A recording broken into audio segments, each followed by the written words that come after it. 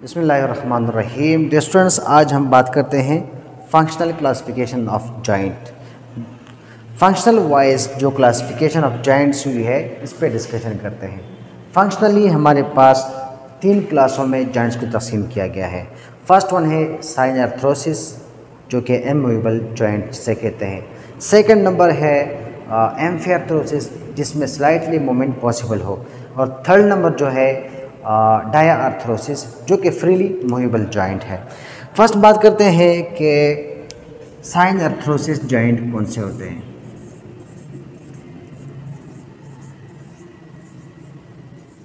Sign आर्थरोसिस, अगर आप sign आर्थरोसिस को देखें तो ये हमारे पास फंक्शनल वाइज फैक्स जॉइंट होते हैं। ठीक है, क्या होते हैं?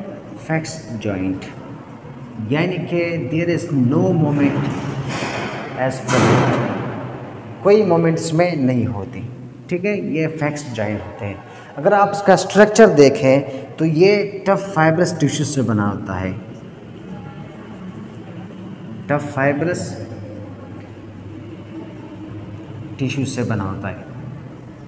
लाइक जहाँ पे आर्टिकुलेशन होती है टू बोन्स के बीच में, तो इसके बीच में उसको इकट्ठे या एक जगह कौन रखता है? टफ फाइब्रस टिश्यूज़, जिसकी वजह से इसमें कोई मोमेंट नहीं होती। दैट्स वाई ये इमूवेबल जॉइंट है। अगर आप एग्जांपल देखें, ये स्कल का सुचर जॉइंट है। ठीक है, ये क्या है? सुचर जॉइंट है।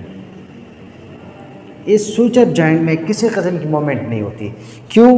क्योंकि ये जो जॉइंट जहाँ पे आर्टिकुलेशन होता है दोनों बोन्स का, तो इसको आपस में किसने जोड़े रखा है? इसके बीच में क्या पड़ा है? टफ टिश्यूज़ पड़े हैं, फाइब्रस टिश्यूज़, जो कि इसको मोमेंट करने नहीं देते। दैट्स वाई इसको हम क्या कहते हैं? Fax joint. अलबत्ता स्कल का जो सुचर जॉइंट है, सुचर जॉइंट, इसका भी एक फंक्शन है, एक रोल है। ये बॉडी ग्रोथ में हेल्प देता है, और इसके साथ साथ लेबर में जब एक बच्चा पैदा होता है डिलीवरी के दौरान क्या करता है? ये अपने आप को थोड़ा चेंज करता है, रिमॉडलिंग करता है। ठीक है, इसके अलावा इसका कोई फंक्शन नहीं है। ठीक है, ये इमूवेबल जॉइंट होता है। तो ये एक एग्जांपल है साइन आर्थरोसिस का।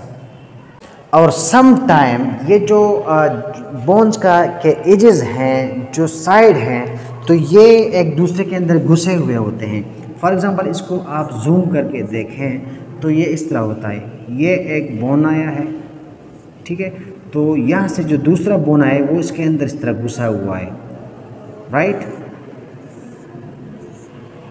Like this. ये ड्यूटेल होता है एक दूसरे के अंदर, यानी कि एक दूसरे के अंदर घुसे हुए होते हैं, इसमें मूवमेंट पॉसिबल नहीं है। दैट्स वाई ये फैक्स जॉइंट कहलाते हैं। इसके बाद सेकंड नंबर जो है वो है एम्फिआर्थरोसिस। एम्फिआर्थरोसिस वो जॉइंट्स होते हैं जिसमें स्लाइटली मूवमेंट पॉसिबल होती है, यानी कि हमारे बॉडी के वो जॉइंट्स जिसमें थोड़ी बहुत मूवमेंट पॉसिबल होती है।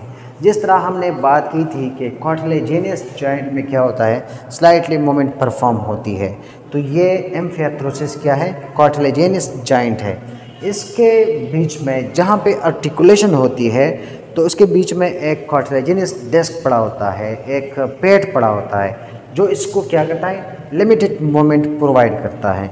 ठीक है, दैट्स वाई इसे क्या कहते हैं? एम्फिआर्थरोसिस या कार्टिलेजिनियस जॉइंट। ऐसा जॉइंट जिसके बीच में, यानी कि जहाँ पे आर्टिकुलेशन होती है, बीच में क्या पड़ा है? एक कार्टिलेज वाला डिस्क पड़ा है, और ये इसके मूवमेंट को क्या करता है? रिस्ट्रिक्टिव करता है, और यहाँ पे एज ए शॉक एब्जॉर्बर काम करता है। लिमिटेड मूवमेंट इसमें परफॉर्म हो सकती है। एम्फिआर्थरोसिस में क्या होता है? स्लाइटली मूवमेंट पॉसिबल है। ठीक है,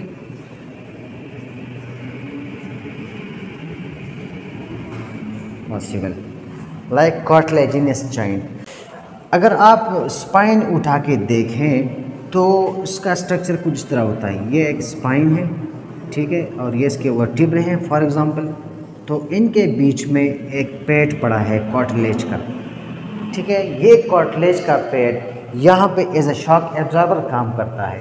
इस पे जो प्रेशर पड़ता है, जो फोर्स पड़ती है, वो क्या करता है, इसको मिनिमाइज़ करता है, इसको बर्दाश्त कर लेता है, ताकि इसके जो इसका जो स्ट्रक्चर है इसमें कोई चेंजेस ना आ जाए, या यहाँ पे जो स्पाइन कार्ड गुजरा है उसको कोई डैमेज ना आ जाए। इसके साथ साथ यहाँ पे कुछ लिगामेंट्स पड़े होते हैं जो कि इस स्पाइन को क्या करते हैं, स्टेबलाइज रखते हैं, ताकि डिस्पोजिशन इसमें ना आ जाए। अब अगर आप देखें तो ये जो कार्टिलेजिनस पैड पड़ा है ये एज अ शॉक एब्जॉर्बर काम करता है, तो यहाँ पे स्लाइटली मूवमेंट परफॉर्म होती है।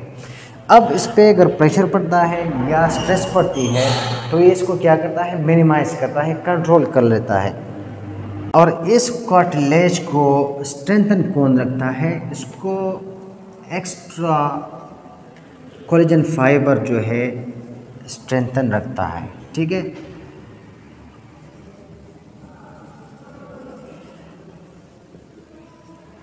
ये हमारे पास एक वर्टिब्रा है,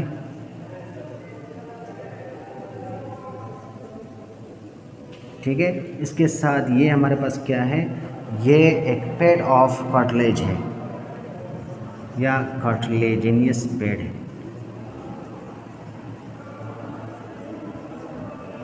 पैड। इसके बाद थर्ड नंबर आता है डायाआर्थरोसिस, जो है डायाआर्थरोसिस है। डायाआर्थरोसिस यानी फ्रीली मूवेबल जॉइंट। अगर आप साइनोवियल जॉइंट उठा के देखें तो साइनोवियल जॉइंट में मुख्तलिफ़ किस्म के मोमेंट पॉसिबल हैं, लाइक एंगुलर मोमेंट्स में हो सकती है, रोटेटरी मोमेंट्स में हो सकती है, इसके साथ साथ ग्लाइडिंग इसमें पॉसिबल है। दैट्स वाई इसे क्या कहते हैं, फ्रीली मूवेबल जॉइंट। ये एक साइनोवियल जॉइंट का स्ट्रक्चर है, ठीक है। ये एक मेल बोन है और ये नीचे फीमेल बोन है। अभी देखें ये बोन का जो आर्टिकुलर सरफेस है, जहाँ पे आर्टिकुलेशन होती है, दो बोन्स आपस में मिलते हैं, तो यहाँ पे एक कार्टिलेज पड़ा है। ये कार्टिलेज होता है दरअसल आर्टिकुलर कार्टिलेज। इसे क्या कहते हैं, आर्टिकुलर कार्टिलेज। आर्टिकुलर कार्टिलेज, इस तरह ये आर्टिकुलर कार्टिलेज यहाँ पर भी होता है।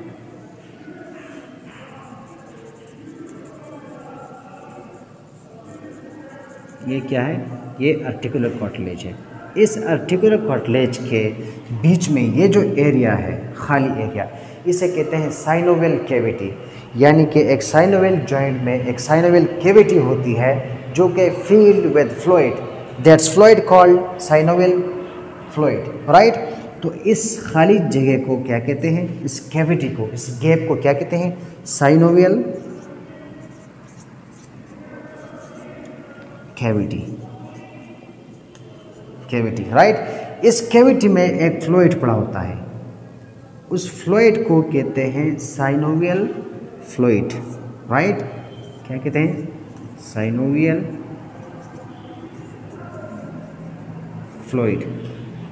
अब देखते हैं ये साइनोवियल फ्लूइड जो है ये लुब्रिकेशन प्रोवाइड करता है, इस एरिया को लुब्रिकेंट रखता है, ताकि इसमें कोई क्या ना जाए, कोई इंजरीज वगैरह ना जाएं, ये दोनों बोन आपस में रगड़ ना खाएं, ठीक है। तो इसको कौन सिक्रीट करता है, इसको कौन प्रोड्यूस करता है, यहाँ पे एक मेम्ब्रेन पड़ी होती है इस बाहर साइड पे, इसे कहते हैं साइनोवियल मेम्ब्रेन। ये साइनोवियल मेम्ब्रेन ये फ्लूइड प्रोड्यूस करता है।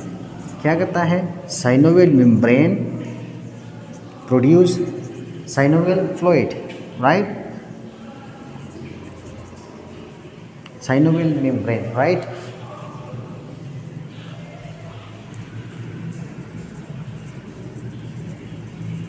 मेम्ब्रेन। अब साइनोवियल मेम्ब्रेन के बाहर एक और कैप्सूल लगे होते हैं, ये दोनों बोन्स के बीच में आर्टिकुलेट होते हैं इस तरह, राइट। इसे कहते हैं जॉइंट कैप्सूल। ये आपके जॉइंट को क्या करता है, स्टेबलाइज रखता है। ये आपके जॉइंट को क्या करता है, स्टेबलाइज रखता है, ताकि ये डिस्पोजिशन ना हो जाए, इधर उधर ना जाए, इसमें कोई सबलक्सेशन या इसमें कोई डिस्पोजिशनिंग ना आ जाए। तो ये क्या करता है, इसको स्टेबलाइज रखता है। अब फिर देखें डायाआर्थरोसिस जॉइंट, ये फ्रीली मूवेबल जॉइंट है, यानी कि इसमें फ्रीली मूवमेंट पॉसिबल है। आप देखें ये रोटेशन ऑफ द शोल्डर है, इंटीरियर रोटेशन, पोस्टीरियर रोटेशन, ठीक है। ये अबडक्शन एडक्शन, राइट, इसके साथ सर्कमडक्शन, ये सारे मोमेंट्स में परफॉर्म हो सकते हैं। अगर डायग्राम देखें तो ये जो बोनी सरफेस है इसके बीच में एक कार्टिलेज लगी है, इसे कहते हैं articular cartilage, articular cartilage, right. Articular cartilage के बीच में ये जो खाली जगह है, ये जो एरिया है, इसे कहते हैं साइनोवियल कैविटी। ये साइनोवियल कैविटी भरी होती है किस चीज़ से? साइनोवियल फ्लूइड से। ये साइनोवियल फ्लूइड कौन बनाता है? ये साइनोवियल मेम्ब्रेन बनाता है। साइनोवियल मेम्ब्रेन के बाहर जॉइंट्स के ऊपर क्या होते हैं? जॉइंट कैप्सूल होते हैं जो कि जॉइंट को स्टेबलाइज रखते हैं। तो ये ऑल अबाउट था synovial joint. I hope you got it. Next time इंशाल्लाह हम फिर इस पे बात करेंगे तफसील के साथ।